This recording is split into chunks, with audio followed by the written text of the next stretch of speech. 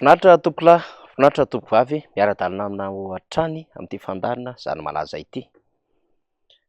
Eny e, ao anatin'ny kajikajy politika samihafa ny fitondram-panjakana ankehitriny, ary raha ny vaovao re ara dia ny amin'ny hoe hiteraka sa hanahoana ilay governemanta izay nieritreretina fa tokony ho avoaka amin'ity herinandro ity. Ao ihany koa ny amin'ny hoe ho kitihana sa avela amin'izao ireo mpikambana ao anatin'ny governemanta satria efa fohy dia fohy ny volana vitsy hiarahana amin'ny Andry Rajoelina hatrehana ny fifidianana, ary raha toa ka ho kandida izy tsy maintsy mametra-pialana dia any amin'ny volana septambra any hoy isika, raha toa ka manaja ny lalàna dia tsy maintsy miala amin'izany toerana izany ny kandida Andry Rajoelina amin'ny maha andraikitry ny maha-filoham-pirenena azy. Ny zava-misy manko dia miraikitra ilay famoahana ireo tokony ho mpikambana ao anatin'ilay governemanta satria tokony ho fenoina ny banga ary nainga prime ministre lehiben'ny governemanta izay mbola mitazona ilay toerana na eritreritra fa mbola atokisan'ny filohan'ny repoblika ka nanadroadro ny solombavam-bahoaka izay naika ny andraikiny tamin'ny alalan'ny fitsim-pahapitokisana ny governemanta singa prime ministre dia nilaza fa ny filohan'ny repoblika ihany no afaka manaisotra azy. Adin'ny prime ministre fa manana fahefana afaka manala azy ny antenimieram-pirenena amin'ny alalan'ireo solombavambahoaka dia ny motion de censure izany na fitsim-pahapitokisana. Fanitsahan-dalàna ary fanodinana lalam-pandrenona nataon'izy ireo mba ahafahana mamono ny fitsim-pahapitokisana iny fa tsy iverenantsika intsony. Araka ny fantatra manko dia mbola ao anatin'ny ady famerenan-doha anjany asan'ny antenimieram-pirenena izany sy izany tolom-pahinkevitra ho an'ny fitsim-pahapitokisana ny prime ministre lehiben'ny governemanta izany, ary manontany ny hevitra eo anivon'ireo androm-panjakana izay tokony hamaly izany ireo solombavambahoaka ka rehefa mivoatra ny raharaha dia ho tanteritsika eto izany rehetrarehetra izany. Fa iverenantsika ity ady hevitra iray ity ny amin'ny hoe miketriketrika ny amin'ny hoe hosoloana ireo mpikambana ao anatin'ny governemanta ny fanjakana amin'izao fotoana izao. Etoana izany dia hoe tsy gouvernement d'action na gouvernement technicien na gouvernement na cerveau fa gouvernement hikarakara fifidianana no ho hita eo. Ary azo eritreretina mikajy politika nyity fitondrana ity fa gouvernemanta hibata ny Andry Rajoelina any amin'ny fifidianana ho avy manaraka eo dia ny fifidianana filohan'ny repoblika izany. Saingy matoa tsy mety teraka izany dia manana olana eo amin'ny olona izay ho tendreniny filohan'ny repoblika, manana olona amin'izay olona izay heveriny fa omeny an'izany fitokisana lehibe izany ka hanao mission politika hanana base électorale fa tsy base politika nga Andry Rajoelina. Tsapa-mantsitra amin'izay fa tsy nametraka fitokisana tamin'ny TGV ny filohan'ny repoblika fa naleo ny sokatra tamin'ireo azo heverina fa entité politika, na tsy niaran'ny tolona amin'ny 7 ary na tsy niaran'ny tolona amin'ny 8 ary fa nijapo masinina teny am-piandohana ny repoblika izay tapany faharoa nisy azy dia amin'ny repoblika fahaefatra izany 7 dia niraisina an-dalana ireny ary nomeny fitokisana kanefa izao ny vokany tsy mahomby ary tsy araky ny vokatra nandasana tao anatin'izay hoe initiative émergence Madagasikara na ny velorano 3 na ny plan émergence Madagasikara izany intsony ny zava-misy ankehitriny. Dia io hitantsika io ny toerana misy amin'ny Madagasikara amin'izao fotoana izao. Zara aza moa nisy an'le hoe krizin'ny Covid-19, krizy ho an'ny toe-karena eran-tany, ny ady any Ukraine sy Russie, ny fandalovan'ny rivo-doza teto Madagasikara dia ireny nampitenenina teo amin'ny sehatry ny serasera fa izany hono no antony nahatonga ny fahampitehana sy ny fitotongana ny fahantrano malagasy ary tsy matafarina ny firenena ankehitriny. Adiny mihitsy ilay hoe tsy mahay miasa ny governemanta, tsy navita ny andraiky ny prime ministre izay lehibe an'izany governemanta izany, ary miporofolo ireo solombavambahoaka tao anatin'ny tolom-pahinkevitry ny motion de censure ny amin'ny hoe ny politique générale de l'État na politika akapobean'ny fanjakana dia tsy tanteraka araka ny tokony izy ny 7 sy ny 20. Misy ankoatran'izay indray ve satria moa ny antenimieram-pirenena no manara-maso ny asan'ny governemanta ka raha izy mpanara-maso nefa milaza ny zavatra hitany, inona indray mbola hidinginga prime ministre sy reto governemanta reto amin'ny seza. Fa miverina amin'ny ady hevitritsika ny amin'ny hoe tsy mahita olona, tsy manana olona dia mihazo azy eo ny filohan'ny repoblika sy nga prime ministre izay mbola midongo toerana amin'izao fotoana izao. Ny TGV moa zany de efa miteny fa raha ny TGV rehetra no tao anatin'ny fitantanana ny firenena de efa nandroso Madagasikara. Kinona moa mampisalasala inga filohan'ny repoblika tsy hanome fitokisana ny TGV araky ny nambarany sekretera nasionaly ato anatin'ny faritany Antananarivo zay gouvernemena Analamanga. Teny toky feno fampanantenana zany fa handroso Madagasikara ka omeo andraikitra ny TGV ho avy raha teo ny fifidianana. Inona ny mampisalasala? Sa ny olona tsy misy ary reo heverina fa vatona sonotry ny tany ao anatin'ny fanohanana ny filohan'ny repoblika heverina marisarisa ka tsy afaka hanana izay andraikitra lehibe ao anatin'ny gouvernemanta izany. Iny sika fa tsy marina zany, saingy lay fifampitokisana, lay fiara-miasa sy lay zavatra misy aterak'ilay fiarahamonina tsy môritra marisarisa no mahatonga ny rehetra tsy manolo tanana intsony izao fitondram-panjakana izao. Ahoana no ambiansa iainana ao anatina fifanenjea amin'ny ministra samy ministra sy ny député sy ny gouverneur sy ny préfet, ny ben'ny tanàna sy ny député, ny ben'ny tanàna sy ny gouverneur, ny prime ministre sy ny solombavambaoka, ny filohan'ny repoblika miahian'ny solombavambaoka sy ny sisa. Ambiansa politika inona ny iainana amin'izany ary résultat inona koa no andrasana amin'izany ao anatin'izao fanjakana madivy farana izao. Mangony fotsiny hoe raha candidat i Andry Rajoelina dia tokony hametra-pialana hoy isika raha toa ka tanterahana amin'ny volana novambra ny fifidianana, volana septambra izy zany de tokony hiala. Raha izay ny raisiny dia ny filohan'ny antenimieran-doholona no handray ny fahefana satria ny lalam-pandrenana no miresaka an'izany. Fa betsaka koa ny adevitra mandeha ny aminy hoe mahazaka izany fahefana amin'ny alalan'ny filohan'ny repoblika mpisolo toerany zany ve ny filohan'ny antenimieran-doholona ankehitriny.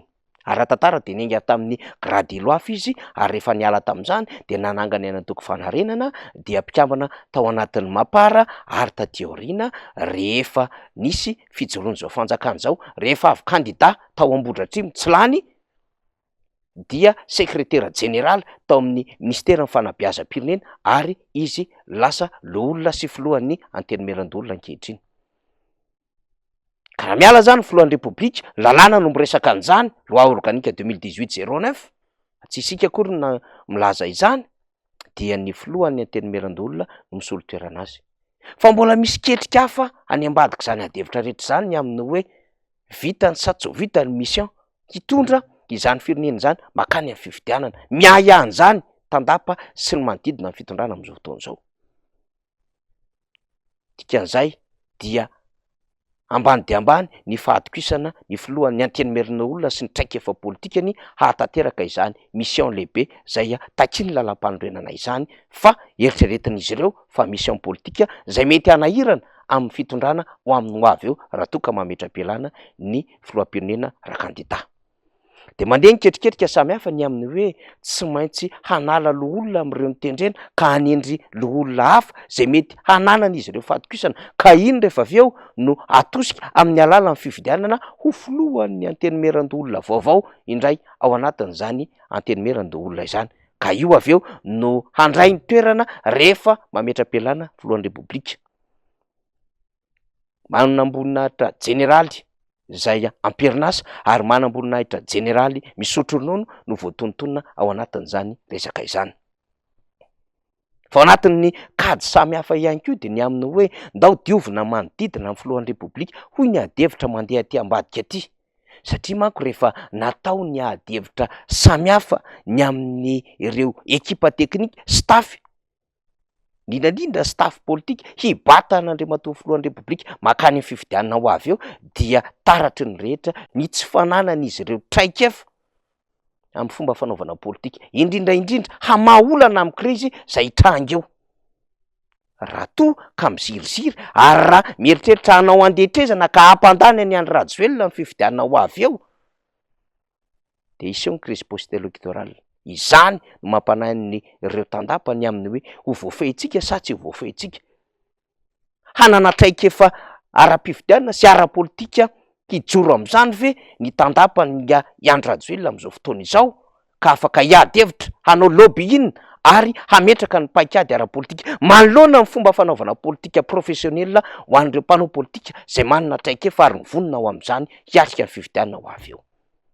Mampanahy be ny manko ny zava-misy amin'izao fotoana izao raha toa ka ny fahenoana ny aminy hoe tsy maintsy atao zay ampalany ny filohan'ny repoblika ary ny solombavam-baoaka mpiaradia amin'izao fitondram-panjakana zao de samy manao fanamby iza misy ny amin'ny hoe fiodinana voalohany de ho vitanay io. Mampanahy be ny any hoy isika satria raha ny feony anivon'ny fiarahamonina rehetrarehetra no ny trangan-javatra maro samihafa zay ianjadin'ny vahoaka anatin'izay fahoriana tsy hitanono zay fa ampitehan'ny fiarikarena rehetrarehetra fa ampitehan'ny orinasa tsy fandoavana karama tsy fandoavana an'ireo lelavola ho an'ireo zay nanao asa ka nisitraka izany sy ny tsy fahavitan'ny foto-drafitra asa sy ireo asa ara-tsosialy ary ny programa anasa ao anatin'ny initiative emergence Madagasikara zay mivadika plan emergence Madagasikara sy ireo velorano 3 zay naretirety fotsiny fa tsy nisy fampiarana de mampanahy be ny any isika indrindra ny fiakaran'ny vidim-piainana tsy voafehan'ny fitondram-panjakana intsony ka lasa ny 80% mahery ny vahoaka malagasy no manitra vadirana ovana ankehitriny. Banky mondial aza hoy isika mahita fa ny 7.7% ny vahoaka malagasy no manitra vadiran'ovana tsy ho ela. Izany ve ny zavatra iainana ary nampijaliana an'le vahoaka malagasy de mbola eritreritra fa hanome sitraka ary hanome kitisy indray hanome fatokisana na confiance indray na hanavao ny contrat social indray ho an'Andriamatoa Andrajoelina raha ho candidat ka amerina azy ary andany azy amin'ny premier tour de vita. Fanohatra amin'izany zava-misy satria maika ny atrehana fifidianana ny vahoaka eny fotony hanaikitra zao fitondram-panjakana izao. Zay ny antsika ilazaina fa sairan'ny tetim-panorona ao andapa ny filoha Andry Rajoelina ka tsy mahita tsony zay ametrahana ny tongony sy hitondrana ny raharaha ankehitriny. Betsaka ny vahaolana zay efa naroso ny amin'ny hoe manaova concertation nationale na fikaonan-doam-pirenena ary efa nisy nandrosososkevitra ihany koa ny amin'ny hoe manaova gouvernement fisokafana ahafahana mandamina izao raharaha izao ary tahoaran'ny nisy nandroso ny amin'ny hoe ataoviny dialogue politika tany amin'ny heritaona mahery-tany hoany saingy nanao be marenina ny fitondram-panjakana. Ny tany ivelany ary moa de niantso mihitsy ny ametrahana ny gouvernement d'entente nationale na ny génie araka ny fomba firesaka izy ireo mba ahafahana mitondra fandaminana indray ho an'ity Madagasikara ity. Ka nieritreretina fa io génie io no hikarakara ny fifidianana ary zay mandray anjara ao anatin'izany génie zany de tsy anisan'ny hiporotsaka ho fidiana amin'ny fifidianana ho avy eo. Ka na inona fandresen-dahatra to rano andamosiny ganagana avokoa zay natolotra amin'ny fitondram-panjakana fa ireo izy hitantsika manao ny dido politikany ka mieritreritra fa handeha amin'ny lalana. Na inona nefa adefitra mandeha amin'izao fotoana izao amin'ny alalan'ny hoe fanovana mpikambana ao anatin'ny gouvernement de gouvernement zany satria tsy hanova inona intsony eo amin'ny karatra ara-politika. Fodefony fotoana satria mbola handany efa-bolana indray handamina ireo mpikambana ao anatin'ny kabinetra hijery ny organigramme ary hametraka ireo rafitra ny fotony kinona ny fampandrosoana andrasana amin'izany. Fodefony fotoana satria tsy antenaina hanao fampandrosoana ireo mpikambana vaovao anatin'ny gouvernement fa hanomana raha-pifidianana ny filohan'ny repoblika raha toa ka ho candidat. Fodefony raha teo koa ny fotoana satria mety mba hijery ny mombamomba azy ireo mpikambana vaovao indrindra amin'ny fomba fanaovana politika de ny amin'ny hoe mba ho candidat any arinany na ben'ny tanàna na solombavam-bahoaka na ihany koa olona dia manao paikady samihafa. Maninona moa raha filohan'ny repoblika ka tsisy antony amin'ny fanovana gouvernement satria gouvernement taloha gouvernement tsy nahavaolana ary fepitaona efa fohy de fohy. Sotrano ngamba nomena azy ny amin'ny hoe tohiza amin'ny lalanareo fefa safidinareo zao lalana zao. Ahenao fotsiny ny fahoriam-bahoaka amin'ny alalan'ireo skandale fanodikodonam-bolam-panjakana kolokolo samihafa. Ataovy mafy ny plan social zay nresahanareo ny amin'ny fizarana sakafo etsero satria tsy manana fahefana betsaka hanao izany plan social na drafitra ara-tsosialy avo lety izany fitondram-panjakana fa vonjy-tavan'andro fotsiny ihany no mety ho vitan'izy ireo. Zay angamba sisany no asan'le gouvernement. Omaly aza moa tao anatin'ny filakevitry minisitra dia communication verbale na fampitaam-baovao ambava 4 sy fanendrena tompon'andraiki-panjakana ambony 4 no mba vitan'izany filakevitry minisitra zany. Zany hoe efa ahitana taratra fa na ny miady hevitra sy maka vahaolana amin'ny raharaham-pirenena aza manahirana izany fanjakana izany. Ka inona no mbola antenaina?